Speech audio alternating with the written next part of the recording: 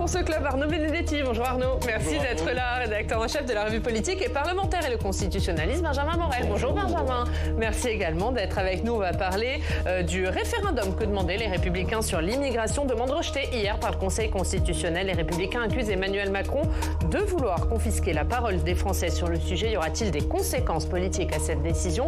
Vous nous le direz, Samia, vous allez nous détailler dans quelques instants cette décision. Oui, tout à fait, ce nouveau revers pour les Républicains. Ce sera à suivre. D'abord, on regarde l'actualité dans nos régions.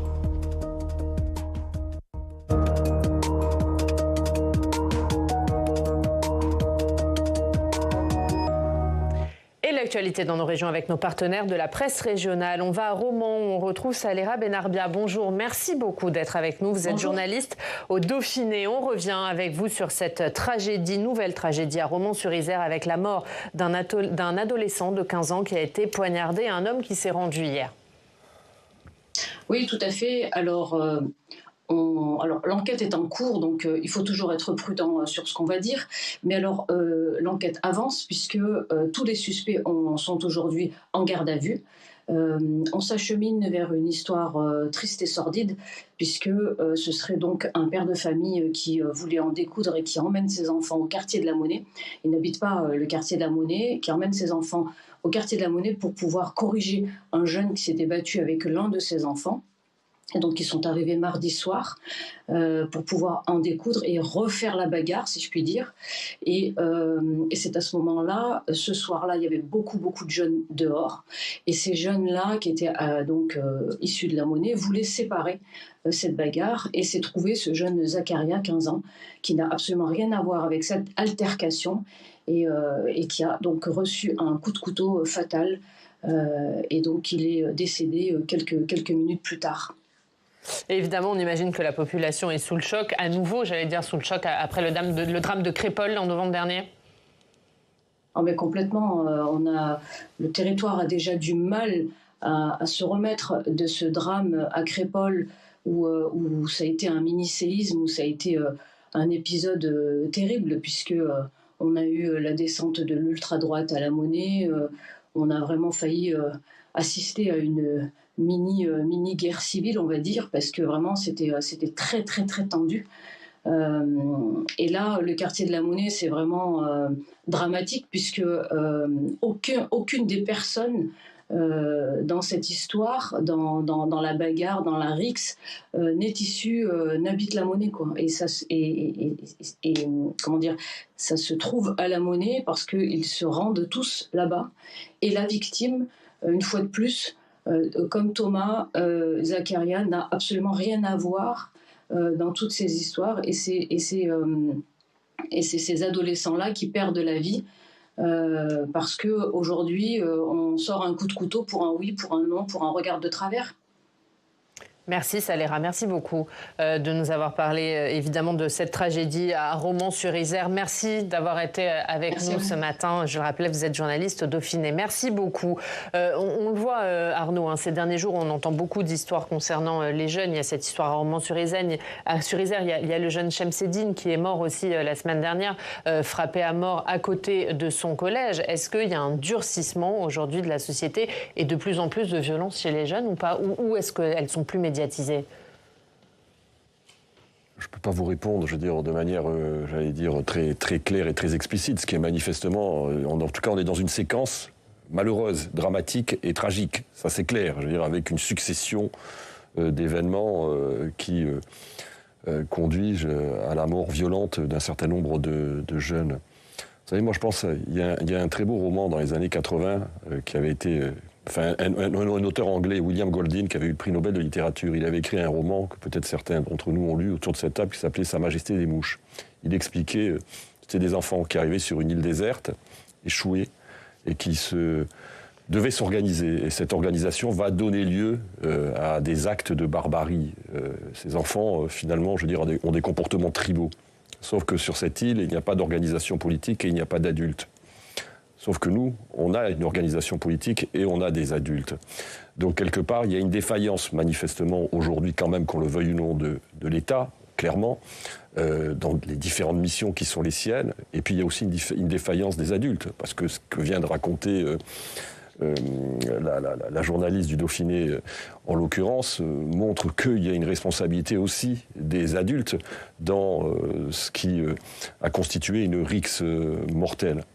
Ensuite, il y a d'autres sujets. On voit bien que dans un certain nombre de quartiers, manifestement, la notion d'autorité, qu'elle soit l'autorité de l'État, l'autorité parentale, est manifestement en recul, ne parvient plus à encadrer.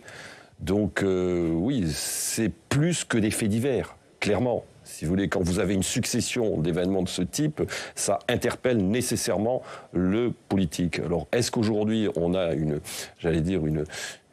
accélération de ce phénomène?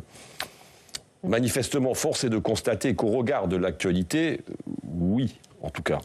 Gabriel Attal, qui cette semaine aux questions d'actualité a promis des réponses extrêmement fortes face à ces violences entre jeunes. Quelles peuvent être ces réponses, Benjamin? Est-ce qu'il faut forcément en passer par un changement du droit?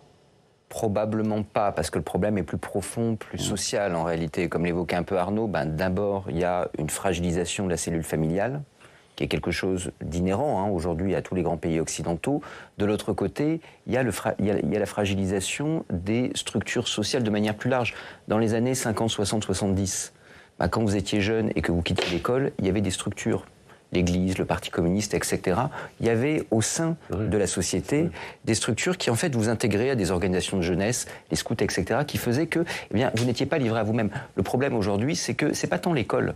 C'est qu'est-ce que je fais quand je sors de l'école. Et là, en effet, il y a les bandes, etc., parce qu'il n'y a plus de structure parascolaire, sociale, et ça, l'État ne peut pas tout à fait y pallier. Il y a une vraie difficulté. Et donc, quand la société là-dessus ne s'organise pas, ne s'auto-organise pas, l'État a malgré tout du mal à agir. Alors, il peut le faire de manière conjoncturelle, mais fondamentalement, on a un problème. De l'autre côté, vous l'évoquiez, mais la violence est en effet plus médiatisée. Et en la médiatisant plus, on la rend également plus présente, tout bêtement, parce que les études sur la violence, si je reprends notamment celles sur le XXe siècle, montrent que vous avez une société plus violente parce qu'elle se voit comme étant plus violente. En gros, si je vois la violence sur Internet, je juge que la société est violente et donc je reproduis le comportement. Avec Internet, avec les réseaux sociaux, avec la comparaison entre bandes et violences, etc., je rentre dans un phénomène de surenchère, de mise en visibilité, qui fait que tout d'un coup, la violence devient, pour beaucoup, mentalement la norme, notamment chez nos jeunes.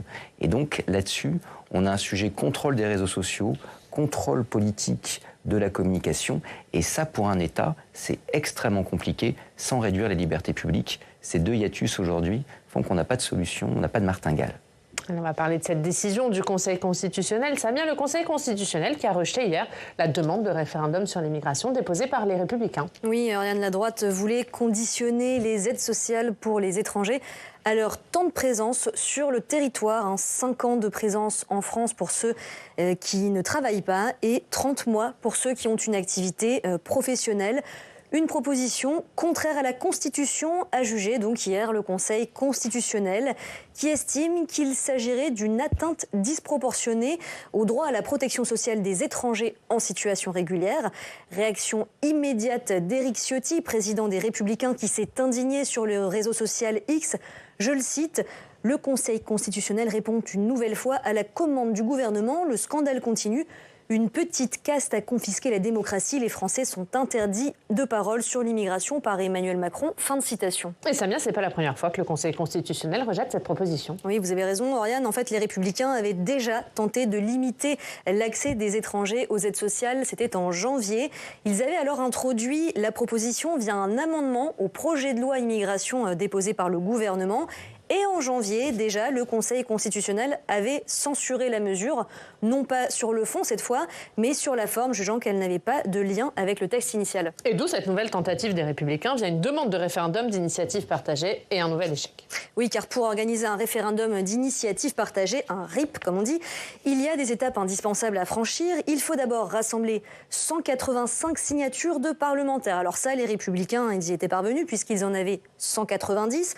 Puis ensuite, il faut obtenir la validation du Conseil constitutionnel qui vérifie entre autres que la proposition proposition de référendum est conforme à la Constitution. Alors on l'a vu, c'est sur cette étape-là que le projet de référendum sur l'immigration n'a pas pu franchir, puisqu'il a, on l'a dit, été jugé contraire à la Constitution. Mais même s'il avait été jugé conforme, le référendum n'aurait pas forcément eu lieu. Pourquoi ? Parce qu'il aurait d'abord fallu rassembler la signature de 4,8 millions d'électeurs, soit 1/10 du corps électoral en 9 mois. Et ce n'est pas une mince affaire. Pour l'instant, aucune proposition de référendum d'initiative partagée n'a réussi à franchir toutes ces étapes. Et le RIP n'a donc jamais été utilisé depuis qu'il est entré en vigueur en 2015. Merci Samia, merci pour ces explications très claires. Benjamin, l'avis du constitutionnaliste, est-ce que c'est une décision irréfutable sur le plan constitutionnel ou est-ce que le Conseil constitutionnel a fait jouer sa libre interprétation ? Non, sur ce sujet. Alors, en effet, quand on débattait de la loi immigration en janvier, on se disait que cette disposition-là pouvait tomber pour des raisons de fond, pour les raisons qui là sont avancées par le Conseil constitutionnel. Les Républicains font notamment référence au revenu minimum d'insertion, enfin le RSA maintenant. Or, ce n'est pas tout à fait le même sujet, c'est-à-dire que si le RSA peut faire l'objet de limites en termes d'attribution par rapport à une présence sur le territoire, c'est parce que son objectif est justement l'insertion. Et donc, si je ne suis pas là depuis longtemps sur le territoire, le fait de m'insérer sur le marché du travail dépend quand même un peu de cette présence sur le territoire. Ici, ce n'est pas le cas. Parce que le RSA, il y a un temps de présence. Exactement, exactement. Et donc, ils disent, d'un côté, il y a ça, et donc pourquoi est-ce qu'il n'y aurait pas pour les aides au logement, etc.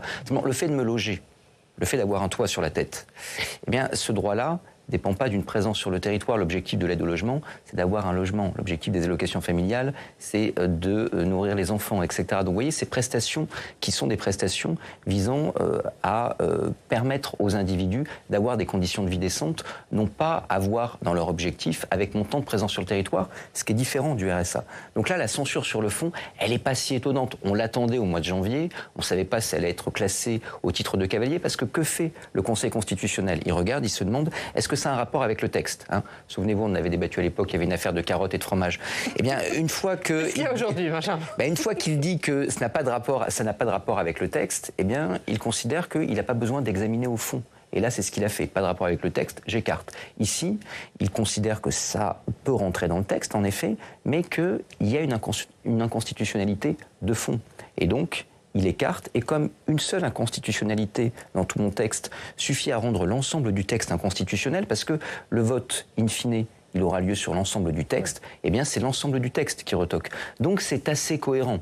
Mais en revanche, ce qui est certain, c'est qu'en matière d'immigration, aujourd'hui, à droit constitutionnel constant, beaucoup de ce qui peut être proposé par une bonne partie des partis politiques devient totalement impossible.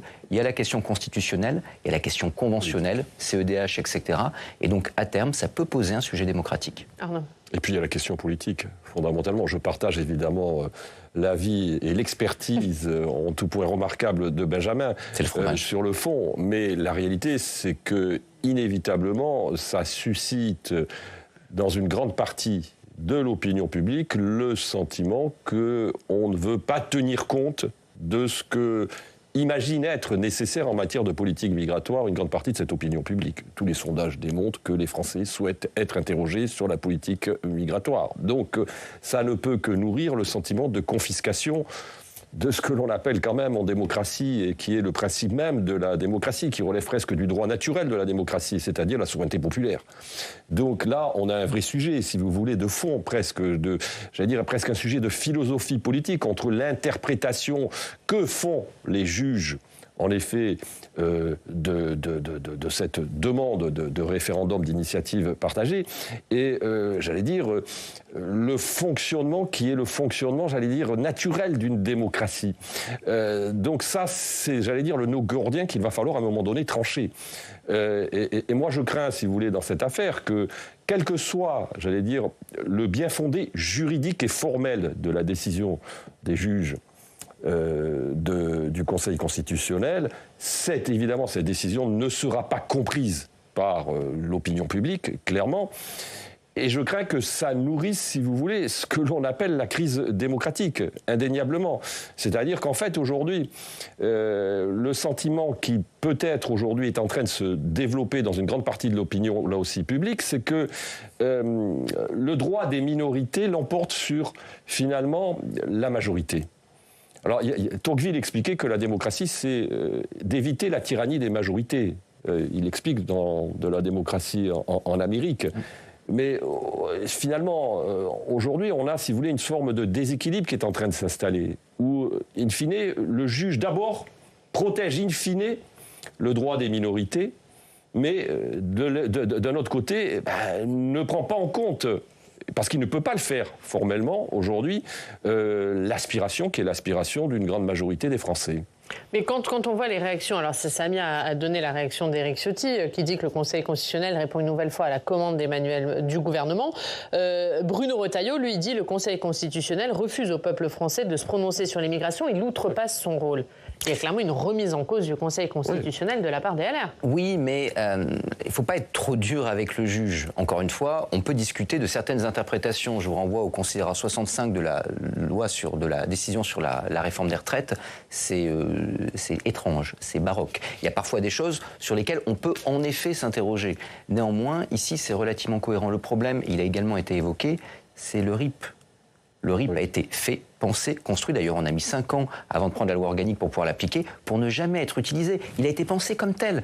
4 800 000 signatures, il en a besoin de 500 000 en Italie. Il a été pensé par la droite, c'est sous Nicolas Sarkozy. Il a été sous Nicolas Sarkozy, par la droite, pour ne jamais être utilisé. Est-ce que du coup, ça leur revient en boomerang ? Il faut se souvenir du contexte de l'époque. On fait passer le traité de Lisbonne par voie de congrès à l'époque. Donc on revient sur le référendum de 2005 et en même temps, on ouvre des voies en matière de démocratie directe. Mais on est traumatisé par le référendum de 2005. Donc on construit un truc qui a pour but de ne pas être utilisé. Parce que derrière, admettons, il y a les 4 800 000 signatures. Youpi, c'est jamais arrivé, ça peut arriver. Mais c'est pas fini. Derrière, il n'y a de référendum que si le Parlement renonce à examiner. Pas rejette, il peut rejeter. S'il rejette, rideau. S'il renonce à examiner, imaginez par exemple ce que ça aurait donné sur la réforme des retraites. Ça veut dire que s'il y avait eu les 4 800 000 signatures, il y aurait eu un choix binaire entre d'un côté, dire aux agences de notation, finalement la réforme des retraites, on va faire un référendum et il va probablement être rejeté, ou bien dire au peuple, en fait, on va examiner le texte pour le rejeter et on oublie vos signatures.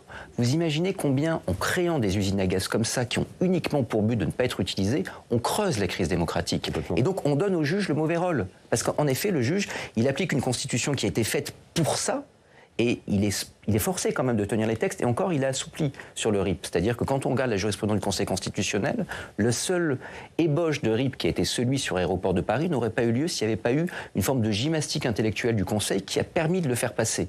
Donc le juge, là-dessus, n'a pas forcément le mauvais rôle, mais force est de constater que, à l'impossible nul n'est tenu, et que le RIP, c'est justement mission impossible. Voilà. Est-ce que du coup la droite est prise à son propre piège sur cette question du RIP ?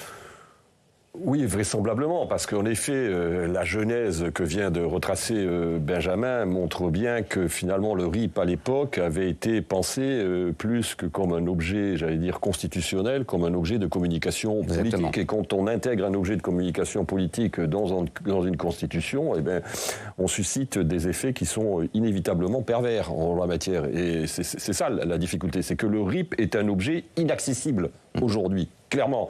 Donc il faut vraisemblablement le revoir pour qu'il fonctionne. Et je pense qu'il y a urgence vraisemblablement à le revoir encore au regard de la crise que nous traversons et de la crise démocratique.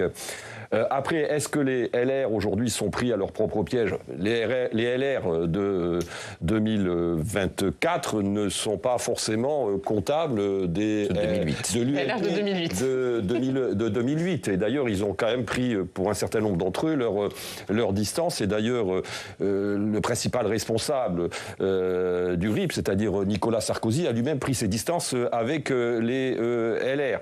Mais il n'en demeure pas moins que, si vous voulez, ça pèse en effet quand même sur l'image de marque des LR. Et c'est ce qui rend la difficulté aujourd'hui. Le problème, c'est que la marque LR est aujourd'hui une marque qui est considérée par une grande partie de l'électorat de droite comme une marque qui a participé, si vous voulez, à cette crise démocratique et qu'ils sont quelque part comptables de cette crise démocratique, d'où leur difficulté finalement à se positionner. Et on comprend bien évidemment que, afin de pouvoir aujourd'hui reprendre éventuellement des parts d'électorat au Rassemblement national, ils sont en train nécessairement de durcir leur position et d'aller quand même pour une grande part sur les plates-bandes du Rassemblement national. Mais bon, manifestement, juridiquement, en tout cas, ça ne marche pas. Est-ce que politiquement, ça pose problème pour eux ? Très franchement, la décision du Conseil constitutionnel, à mon sens, quand même, passe assez inaperçue aujourd'hui dans le débat, dans l'opinion publique. Est-ce que quand même on est dans un contexte qui est assez tendu entre le gouvernement et les Républicains? Il y a cette menace de motion de censure sur les questions budgétaires. Est-ce que ça peut renforcer les Républicains dans leur velléité de censurer le gouvernement? Si je suis très pragmatique, cette décision, elle n'était pas non plus totalement imprévisible. On pouvait penser qu'il y avait quelques biais d'inconstitutionnalité, parce que même si ça a été censuré au mois de janvier au titre des cavaliers, on savait qu'il y aurait des dispositions qui tomberaient sur le fond. Donc je ne pense pas qu'à LR, on s'attendait fondamentalement à ce que ce soit adopté. Et si ça avait été adopté, ça faisait un autre problème. Parce que pour réunir les 4 800 000 signatures, LR n'avait peut-être pas la force à elle seule de le faire. Donc ça veut dire que la victoire aurait pu être volée par le RN, si jamais il y avait eu victoire, en disant c'est nous qui avons mobilisé. Donc fondamentalement, on est face à un coup politique assez probablement, assez clairement. Ce coup politique permet de dire, regardez, sur l'immigration, nous avons un programme, nous agissons de manière pragmatique, là où le RN est dans l'incantation et la majorité dans les slogans. Donc ça permet toujours de tenter de dégager un espace politique pour LR, qui est le principal problème pour LR. Finances publiques, immigration, ce sont aujourd'hui des leviers politiques. Ça ne veut pas dire, encore une fois, que politiquement, ils ne s'y attendaient pas. Est-ce qu'on est à 2 mois des européennes, Arnaud, est-ce que le rejet d'un référendum sur l'immigration, qui était demandé dans l'opinion publique, peut faire le jeu du Rassemblement national ?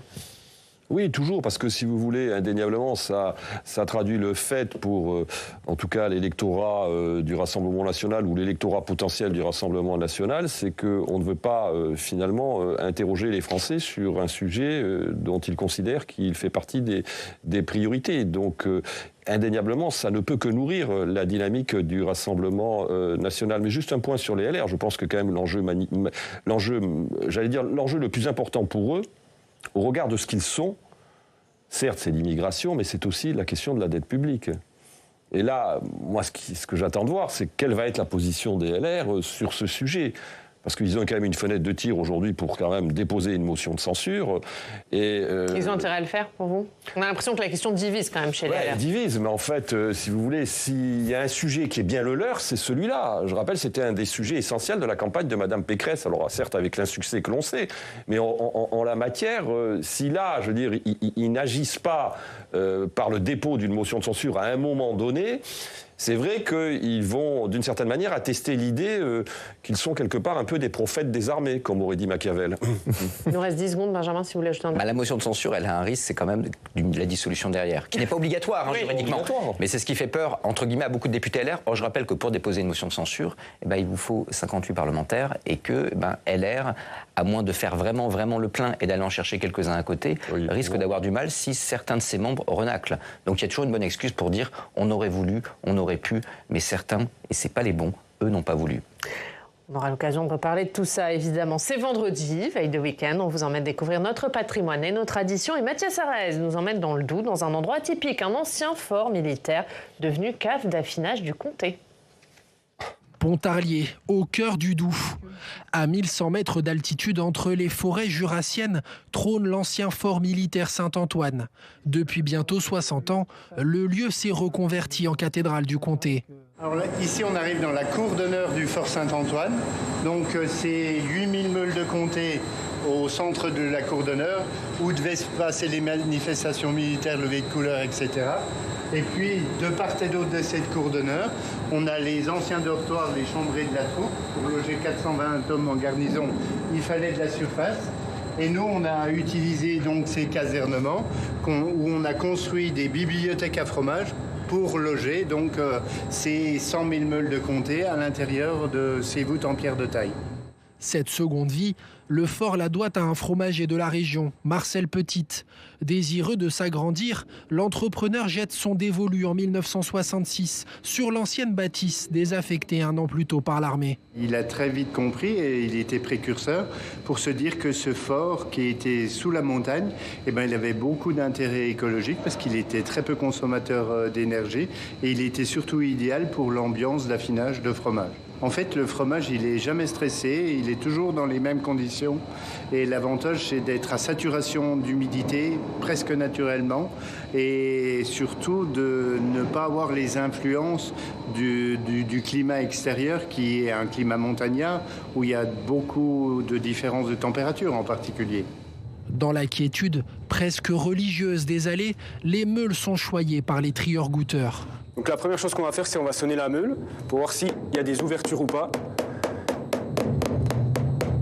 La deuxième chose, c'est que je vais goûter afin d'évaluer le potentiel de la pâte et les saveurs et les arômes de ma pâte. Donc pour cela, je fais une sonde.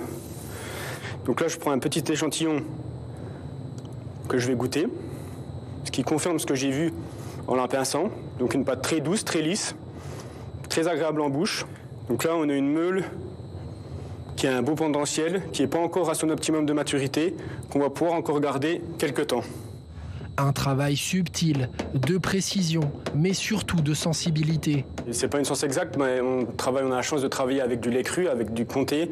Donc on a un produit qui est vivant, qui va évoluer et qui va être totalement différente d'une meule à l'autre. Sur nos 100 000 meules au fort, on va avoir 100 000 profils différents, avec des fois des petites différences et des fois des très grandes différences, dues à d'où ont pâturé les vaches, dues à la main du fromager et dues aux conditions d'affinage. En presque 60 ans, c'est plus d'1 million de meules qui ont exprimé toutes leurs saveurs sous les pierres du fort. Des pièces de qualité, dans un lieu d'exception, qui font la renommée de la fromagerie Marcel Petite et qui attirent forcément les curieux. Chaque année, les équipes du site accueillent plus de 35 000 amateurs de fromage. Maintenant, vous pouvez le sentir une première fois, ce morceau de fromage. Donc lors de la dégustation, prenez le temps de l'apprécier au maximum, le plus important, et peut-être de reconnaître quelques-uns de ses arômes. Eh bien, bonne dégustation à vous. Qu'est-ce que vous ressentez à l'intérieur? C'est propre à chacun, il n'y a pas de mauvaise réponse là-dessus, on a tous un palais qui est différent. Ce jour-là, les visiteurs ont goûté un comté de 18 mois, fruité, aux arômes de noisettes. Un bout de fromage à pâte cuite, bien jeune, au regard des 145 ans du colosse qu'il a vu vieillir. Et Mathias, vous nous avez rejoint. Bonjour, bienvenue. Bonjour, vous êtes revenu du Doubs. On est beaucoup sur le plateau et en régie à vous envier sur ce reportage. Et avec le comté, vous nous avez fait... je vais les montrer. D'excellentes gougères. Eh oui, c'est des gougères. C'est donc une spécialité à base de comté. Il y a des œufs, il y a de la farine, il y a du beurre. Voilà, comme on revient jamais les mains vides de nos reportages, donc forcément, on voulait vous faire partager la bonne odeur du comté, qui est quand même le fromage préféré des Français, on va le dire. Je sais pas si autour de la table, on est tous fans.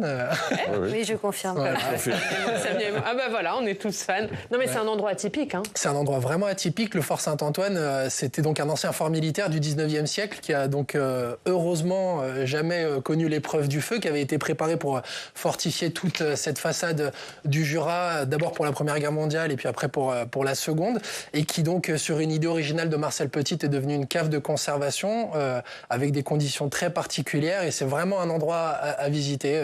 J'ai pris vraiment beaucoup de plaisir. Et là, vous nous avez donné envie d'y aller. On va devoir attendre un petit peu avant de goûter les gougères, parce que c'est l'heure de la revue de presse d'abord, Samia.